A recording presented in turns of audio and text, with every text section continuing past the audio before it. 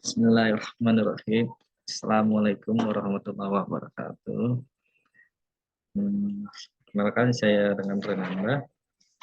Di sini saya akan mempresentasikan tugas UTS semester 5 dengan materinya teori akuntansi.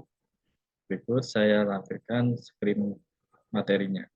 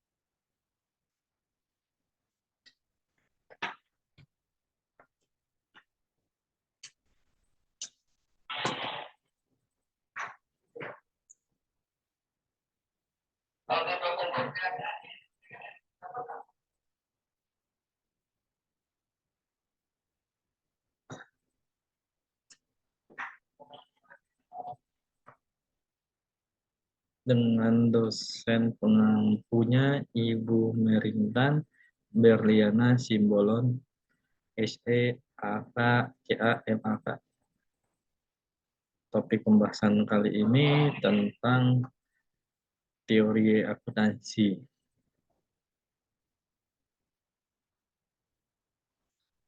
Apa yang dimaksud dengan teori akuntansi? Teori akuntansi adalah bentuk pengertian yang digunakan untuk menunjukkan spekulasi, metodologi, dan bentuk kerangka kerja, serta mempelajari bentuk pelaporan keuangan.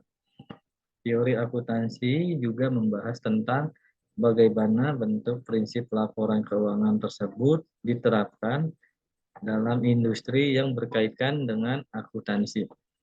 Teori ini pada dasarnya digunakan sebagai kajian untuk memahami pelaporan keuangan dan bagaimana perusahaan atau lembaga menyampaikan laporan tersebut menggunakan cara dan strategi yang tepat. Teori akuntansi ini kemudian memiliki kepentingan untuk menghasilkan pernyataan-pernyataan umum, yakni berupa hipotesis sebagai penjelasan konkret dalam praktik akuntansi untuk akhirnya bisa digunakan sebagai bahan pertimbangan dalam mengambil putusan. Itulah sebabnya teori ini bersifat bebas dari pertimbangan nilai dan menjadi pusat perhatian yang perlu diperhatikan.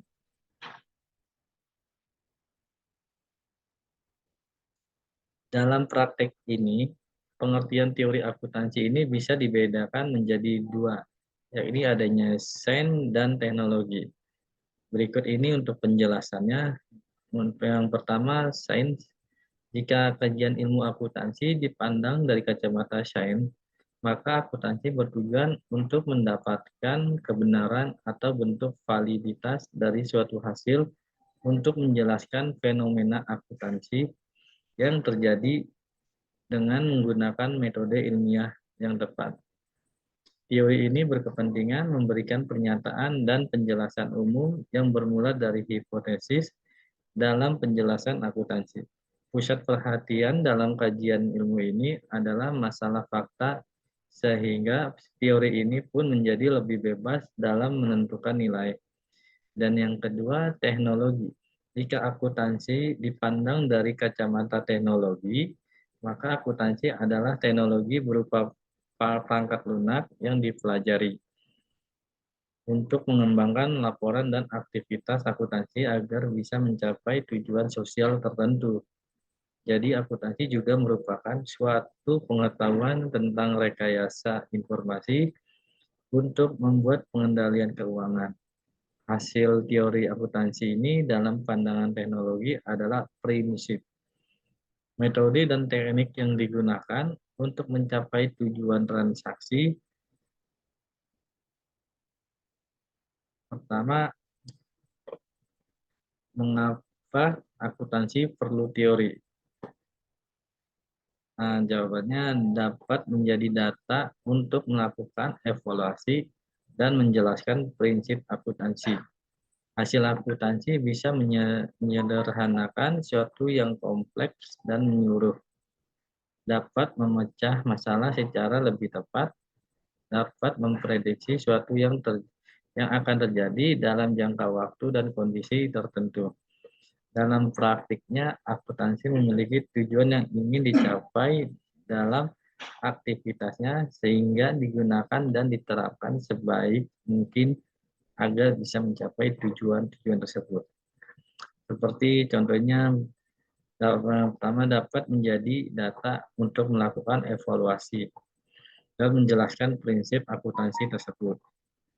Dapat hasil akuntansi bisa menyederhanakan sesuatu yang kompleks dan menyeluruh. Dapat memecah masalah secara lebih tepatnya. Dapat memprediksi sesuatu yang akan terjadi dalam jangka waktu dan kondisi tertentu. Bisa membangun, mengidentifikasi, menjelaskan, sampai menyimpulkan bentuk fenomena dalam bidang akuntansi.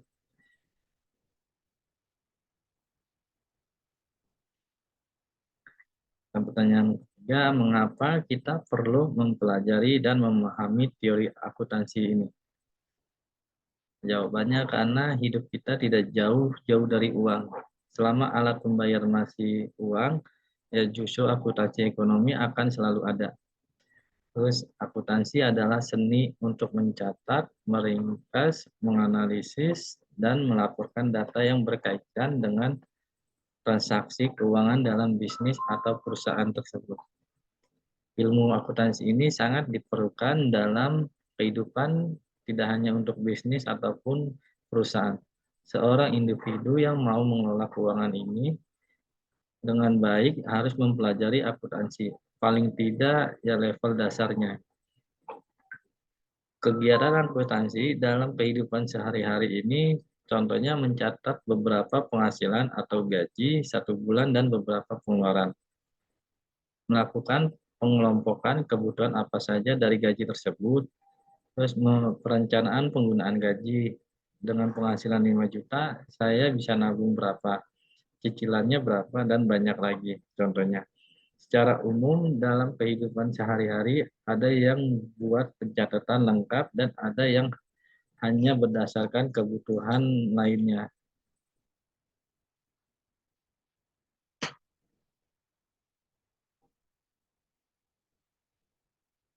Ada banyak banyak pihak yang membutuhkan teori akuntansi seperti ini. Yang pertama, pihak internal. Contohnya pihak internal yaitu manajemen yang berkepentingan langsung dan sangat membutuhkan informasi keuangan.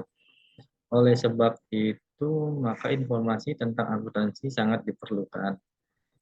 Fungsi informasi akuntansi bagi pihak internal sendiri untuk tujuannya perencanaan, pengkoordinasian, dan pengendalian dalam operasi uang perusahaan.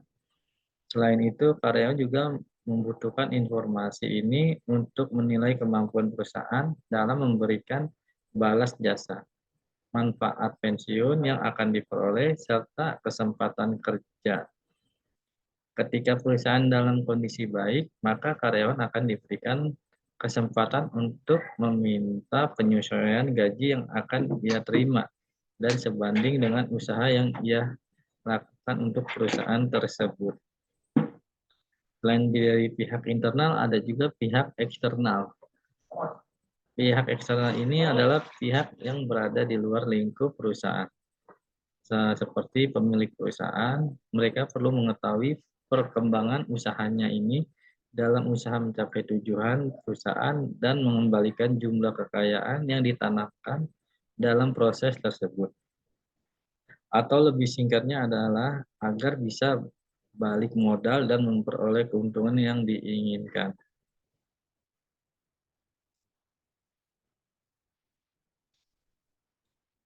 Selain dari pihak internal dan eksternal, ada juga pihak kreditur. Fungsinya untuk buat pihak kreditur ini, mereka perlu mengetahui kemampuan perusahaan untuk membayar utang-utangnya agar dapat menjadi meminjam kredit yang dipinjamkan, atau lebih singkatnya adalah agar mengetahui mana perusahaan yang bisa bayar dan yang tidak bisa membayar hutang yang ia pinjamkan. Maksudnya ini kalau misalnya ada pihak yang ingin meminjam, minjam dana, itu kita bisa mengetahui rekening korannya, kita bisa mengetahui laporan-laporan dulu gitu. Jadi tidak langsung kita setujui. Dan selain kreditur juga ada pemerintahan. Pemerintahan ini untuk memerlukan data akuntansi yang berguna sebagai dasar dalam menentukan mengenai masalah perpajakan agar laba yang dikenakan pajak dapat sesuai dengan seharusnya. Pelanggan. Pelanggan atau biasa di kalangan umum disebut customer. Ini membutuhkan informasi akuntansi untuk kelangsungan hidup perusahaan yang berkaitan, terutama jika mereka terlibat dalam perjanjian jangka panjang dengan perusahaan tersebut, misalnya dengan ikut melakukan penanaman modal, membuka usaha, dan lainnya. Pemasok atau supplier berkepentingan untuk mengevaluasi hubungan usaha di masa yang akan datang dengan perusahaan yang bersangkutan.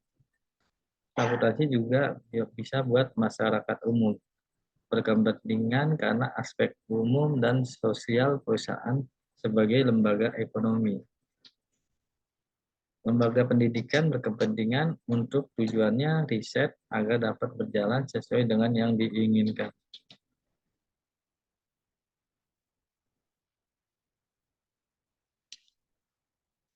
Pertanyaan berikutnya, apa yang dimaksud dengan konsep dasar akuntansi? Pada dasarnya ini, setiap pelaku usaha, baik usaha besar maupun kecil, tidak bisa terlepas dari yang namanya konsep dasar akuntansi. Sebuah perusahaan yang telah menjalankan konsep dasar akuntansi ini secara benar dan efektif akan lebih mudah melakukan pengembangan usahanya. Konsep dasar akuntansi sendiri didefinisikan sebagai rumus atau konsep yang berlaku secara general untuk mendapatkan kesatuan analisis, pandangannya serta pendapat dari pihak pemberi informasi keuangan hingga pihak-pihak lainnya.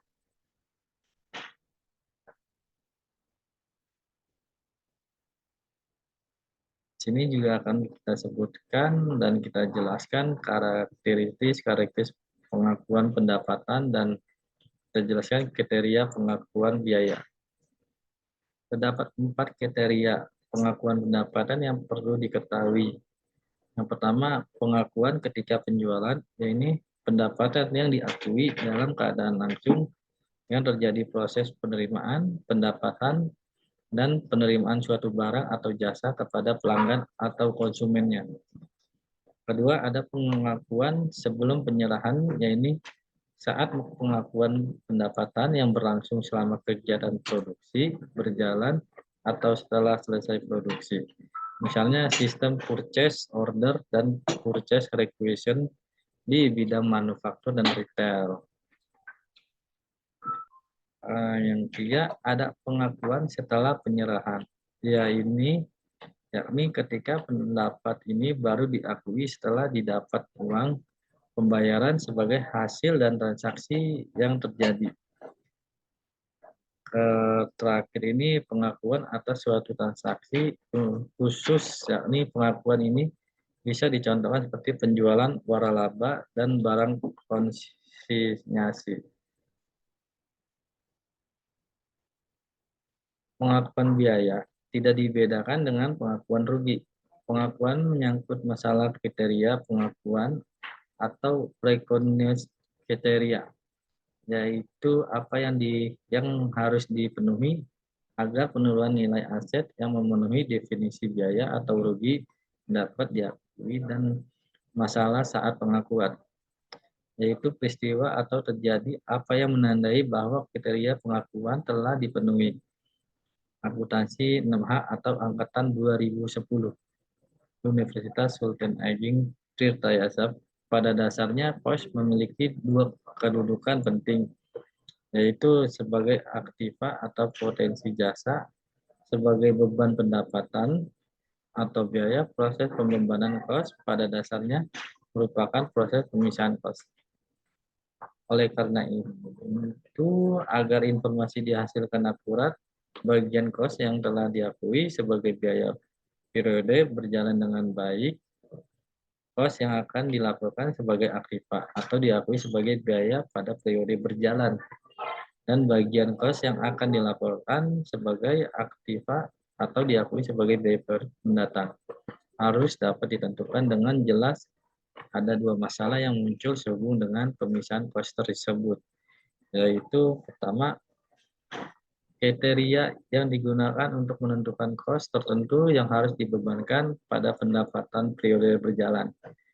Kedua, kriteria yang digunakan untuk menentukan bahwa kos telah tertentu ditangguhkan pembebanannya. Semua kos dapat ditangguhkan pembebanannya sebagai biaya apabila kos tersebut memenuhi kriteria sebagai berikut. Pertama, memenuhi definisi aktiva atau memiliki manfaat ekonomi masa mendatang.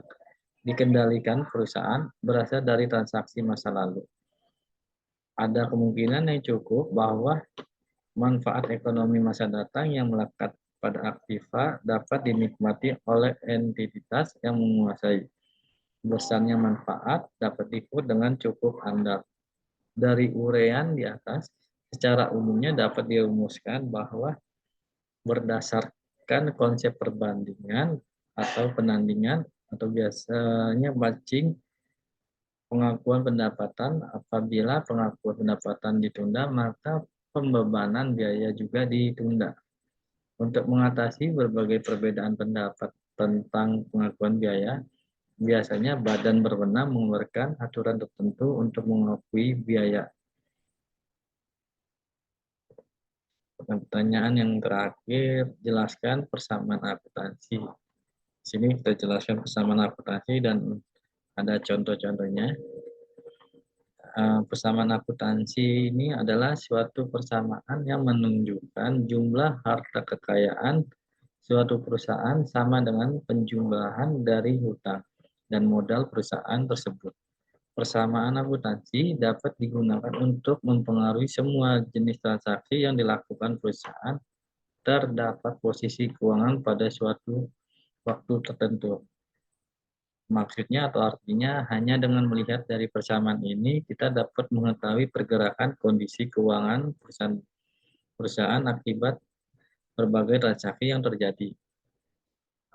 Persamaan ini juga tidak hanya mencatat transaksi yang berkaitan secara langsung dengan aktiva, hutang, dan modal saja. Persamaan dasar akuntansi juga dapat melihat pengaruh transaksi pendapatan, pengeluaran beban, maupun private yang dilakukan pemilik perusahaan terhadap akun-akun aktiva dan pasiva. Sebagai contohnya, perolehan pendapatan suatu perusahaan dari penjualan produk akan menambah aktiva dan pada saat yang bersamaan akan menambah jumlah modal pemilik. Sebaliknya, jika ada pembayaran beban operasional seperti pembayaran sewa gedung, pelunasan bahan baku, atau pembayaran gaji karyawan akan mengurangi nilai aktivanya tersebut. Hal ini karena ada kas atau uang yang dikeluarkan sehingga mengurangi modal pemilik. Berikut adalah penjelasan dari saya tentang teori akuntansi. Bila ada persamaan atau ada kata-kata yang kurang berkenan, mohon maaf sebelumnya. Terima kasih telah diberi kesempatan untuk menjelaskan teori akuntansi. Assalamualaikum warahmatullahi wabarakatuh.